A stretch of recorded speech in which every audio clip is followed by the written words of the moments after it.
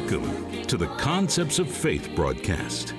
This program is dedicated to teaching you how to put the Word of God to work so that it will make a positive difference in the everyday circumstances of your life.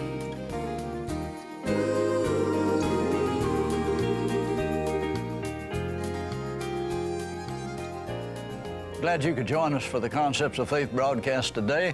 My daughter Annette is with me again on the broadcast today, and we're talking about quantum physics.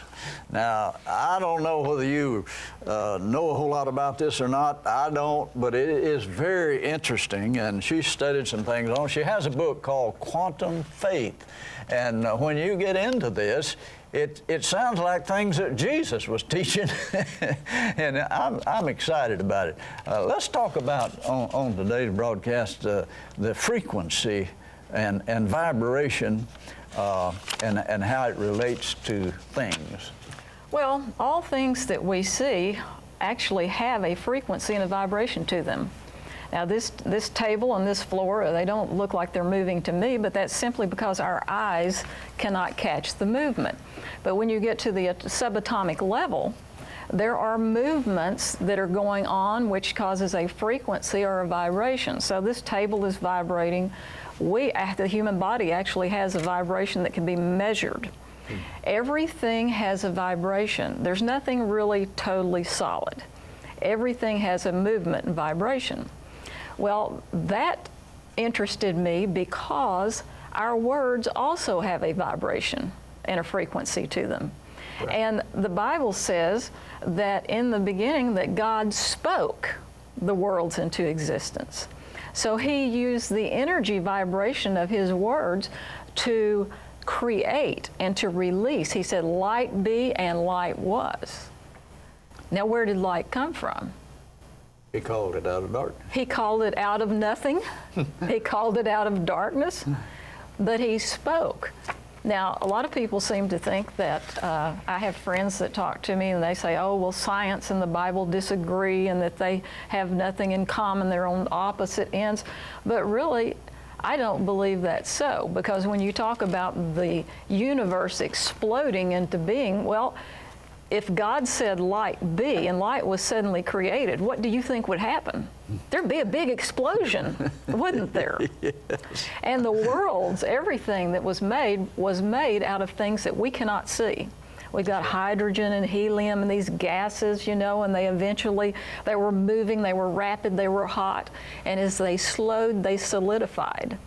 And when they solidified, then you have planets, you have all these heavenly bodies. And if you look at water, when the molecules in the water is heated, like when you put it in a microwave oven and it gets hotter and hotter and hotter, then it's the electrons, they're all excited, they're moving faster, it produces heat. But when you slow that down, and you slow it down until it reaches 32 degrees, then it freezes and it becomes solid. And you say, well, where did you get that ice? Where did you get the ice? Well, we got it from hydrogen, and we got it from oxygen, and you can't see either one of those. But when you combine the two, and you have 2 parts hydrogen, 1 part oxygen, it becomes water. Then that's something you can see. And you change the form of it by lowering the frequency, and it becomes solid. And in the same way that God called creation out of nothingness into something, we can, by our faith, call the things we need in this life out of seeming nothingness, out of the realm of all, all possibilities. Well, and the promises, see, faith gives substance to things hoped for. What is it we hope for? We hope for the thing God has given us, His promises. But hope won't get it. Your faith is what causes manifestation. You give substance to it. Now listen to what the Scripture says in Hebrews 11:3. It says, through faith we understand the worlds were framed by the Word of God, so that things which are seen were not made of things which do appear.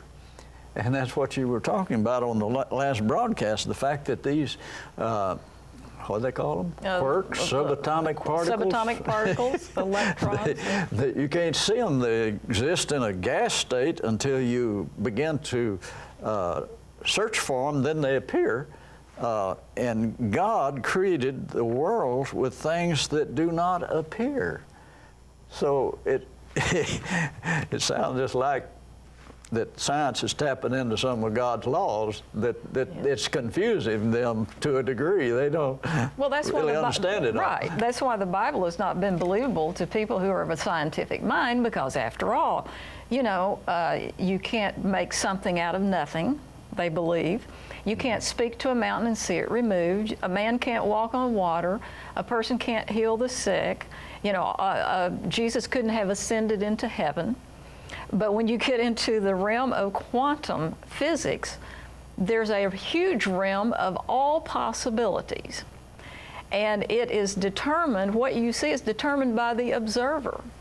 So if Jesus believed and knew laws that we know nothing about, he obviously tapped into them.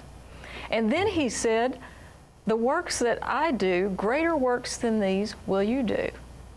So I believe that we are expected to take these laws that are in the Bible that science has said, well, that's senseless, it's religion. And now they're looking at the subatomic realm and they're going, this couldn't happen. You've got to be able to prove that this happens, and this happens. But no, when you get into the subatomic realm, nothing happens apart from the observer. That's nothing interesting. Happens. Now, I remember, I may be getting ahead of it, but I remember you talking about some experiment that was done where they shot this particle of light, a photon. Something, proton, through a box and through a lead plate.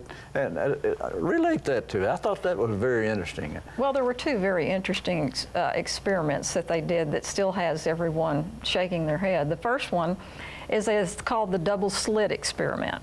And they released a shot of photon, and they would have a screen here that had one slit in it.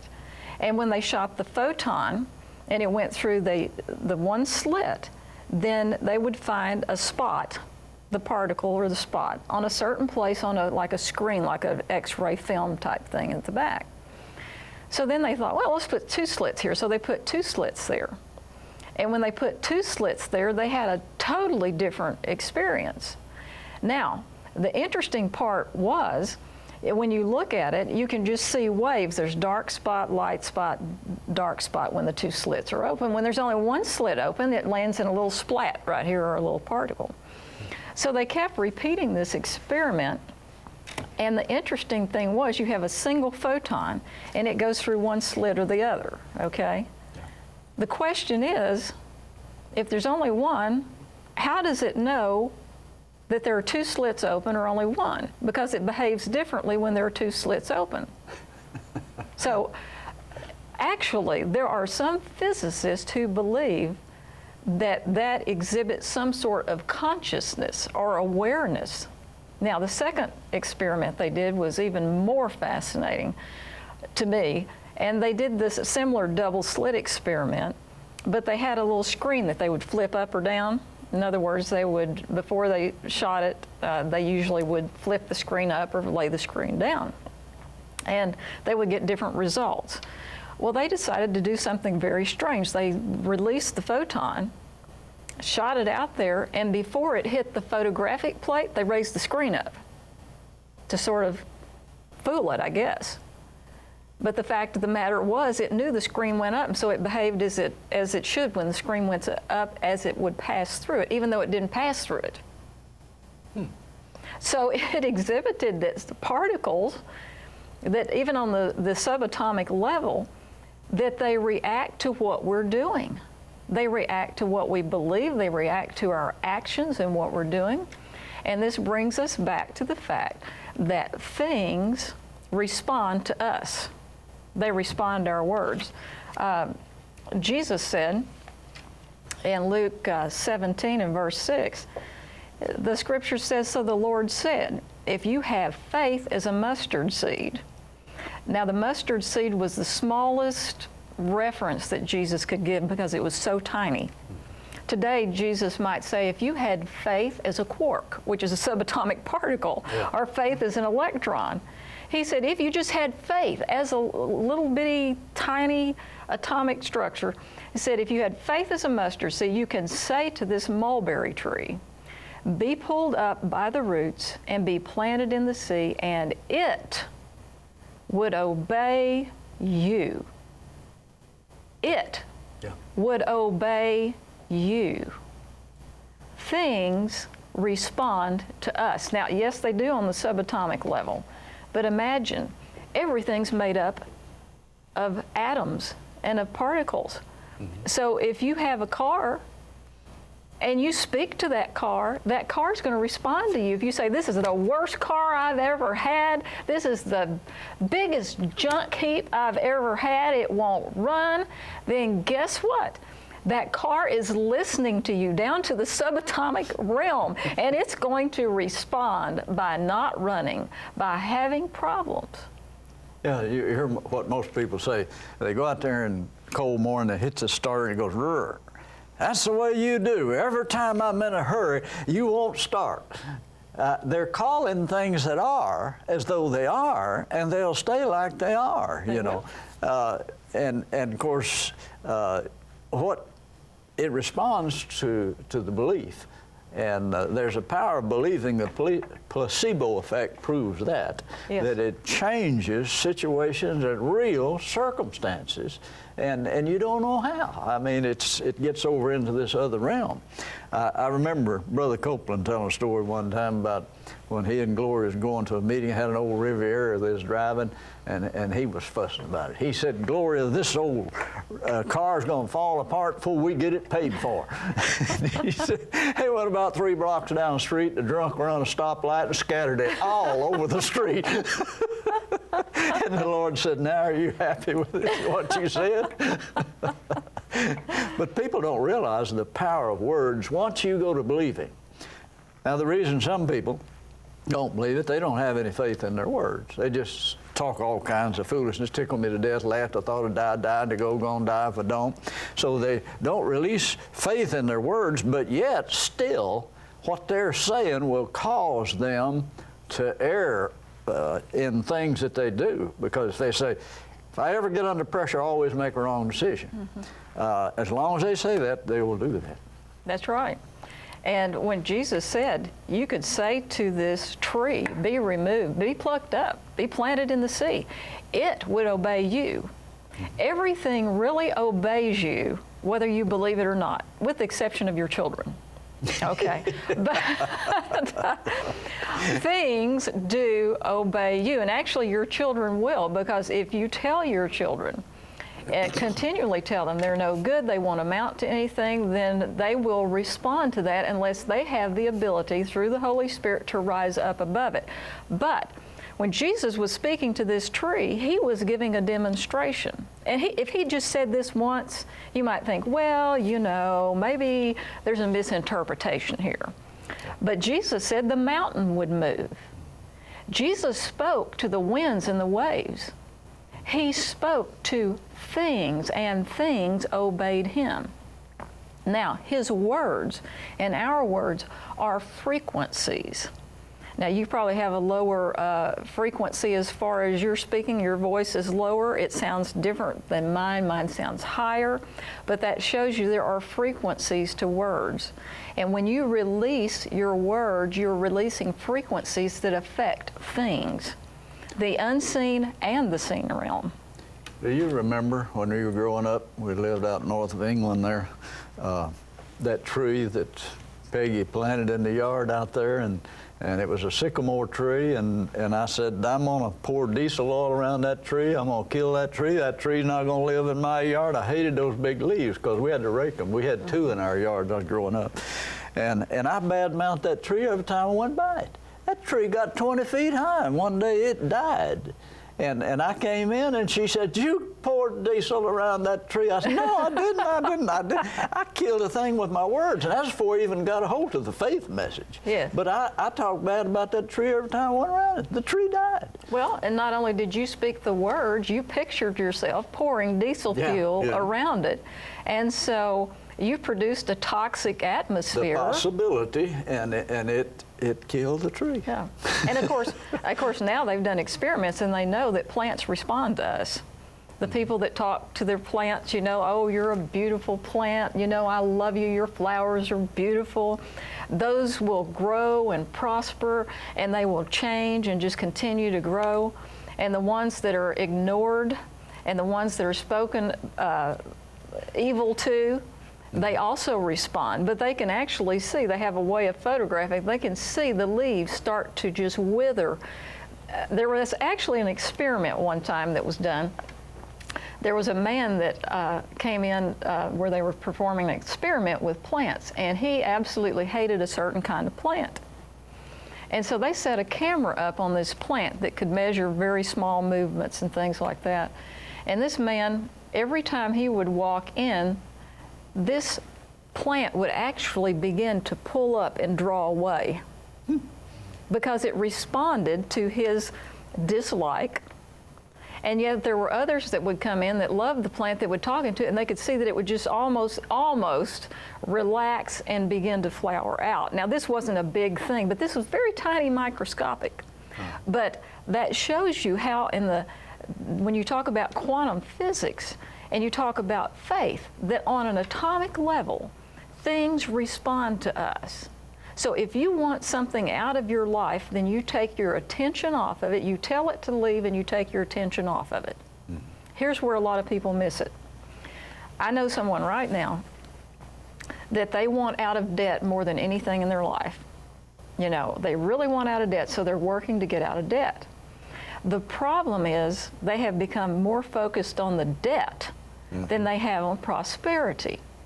You see, you can't focus on and talk about debt and have prosperity, or you can't focus on sickness and talk about sickness all the time and have health, because whatever you focus your attention on, whatever you observe, gets bigger in your life and responds. So you want to make sure you're focused on the Word of God. You want to make sure, the answer, the promise. Hebrews 4:12 says that the Word of God is quick. It is powerful. It is sharper than any two-edged sword. It pierces to the dividing asunder of the soul and the spirit, the joints and the marrow, and is a discerner of the thoughts and intents of the heart. Now, when you analyze that in a scientific manner, the Word of God is quick. How fast is quick? Is the speed of light quick? I'd say so. If you take the light of God's Word, and light travels at 186,272 miles per second, and God's Word is quick, God's Word, I believe, travels at the speed of light because that's where God is. It is the most powerful force.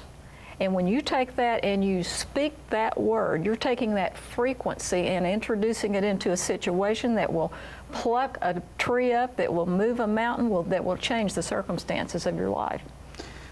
Interesting story a fellow told me one time. He said, I heard you and Brother Copeland talking about speaking to the sycamore tree and it would obey you, preaching from Luke 17.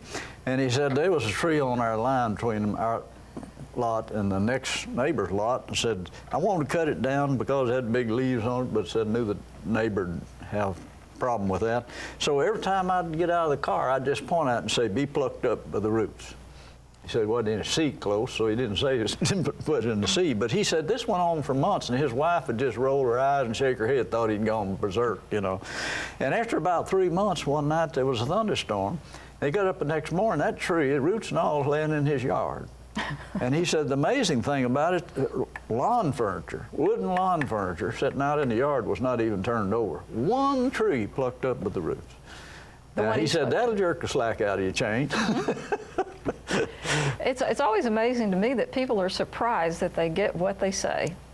Yeah. Because God said that's the way it works. And what we're talking about is a law of God. It's a law called, or a principle called, calling things that are not. Mm-hmm. That's what 1 Corinthians said. God has chosen things that are not what? Not manifest, to bring to naught things that are manifest. In other words, you talk to the mountain. You don't talk about it. You speak to it, the problem area, the situation, and tell it what to do. Release it faith. in Abraham's life, or Abram's life, you know. God couldn't get Abram to say what God said about him. But finally, he changed his name to Abraham and forced him to say what God said about it. Had to promise 24 years, no manifestation of it. But after he started saying what God said, the promised child was born in less than a year. Calling things that are not. And that's what it says in the 4th chapter of Romans. That God told Abraham to call things that were not. That were not. And see, and when you are in quantum physics, and they talk about that wave particle state. That in that wave state, they don't even know if anything really exists there until somebody looks at it. So until Abram began to say Abraham, he wasn't observing the promise of God. That's right. And you know, when I was thinking about that and talking about it a lot of times and teach on it just about everywhere I go, you realize that when you take the promise of God, the word of promise, and put it in your mouth. The Apostle Paul said in Romans 10, the word is nigh you. It is in your mouth and in your heart. It's first in your mouth, then it gets in your heart. In other words, you speak it there. It becomes a seed, and you speak it in the heart. And it's talking about the core, the center of your being, not the blood pump. But he says it's in your mouth and in your heart. So when you give voice to God's word, that may be the only voice of God you'll ever hear, audible voice of God you'll ever hear. But it functions in this realm that is beyond what the world knows about it.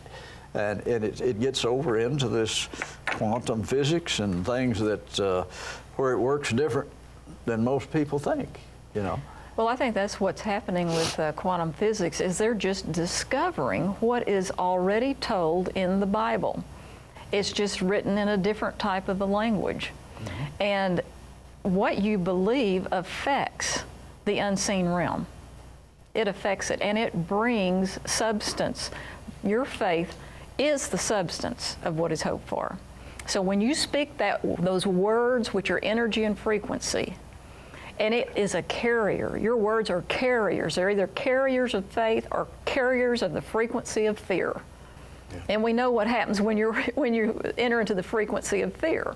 I mean, after all, Peter sank. Yeah.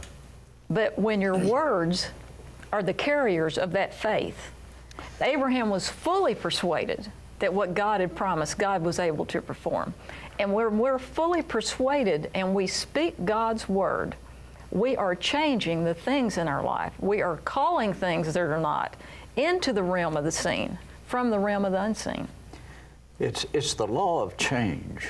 The law of faith is a law of change. You call things that are not as though they were until they are.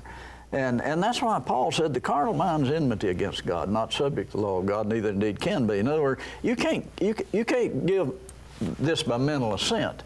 You have to get it on the inside of you and confess the word till it changes you on the inside, and you begin to see things in a different light.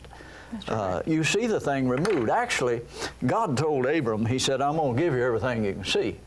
And that was a physical land back then. Today, our promised land, the promises new covenant, and he'll still give you everything you can see.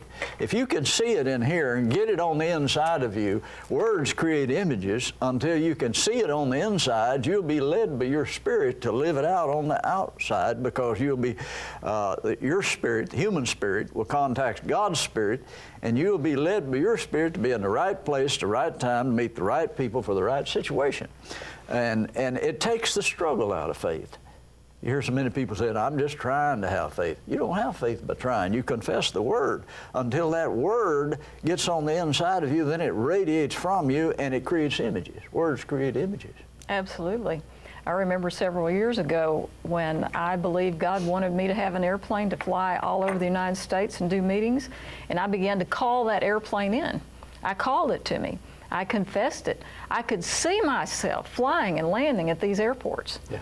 And it took a while. It took a little bit of time. But as I continued to call that airplane in, I called it even though I didn't see it. Mm-hmm. Then I remember we had a meeting in California. A man came up to me and gave me a check for several $1,000s.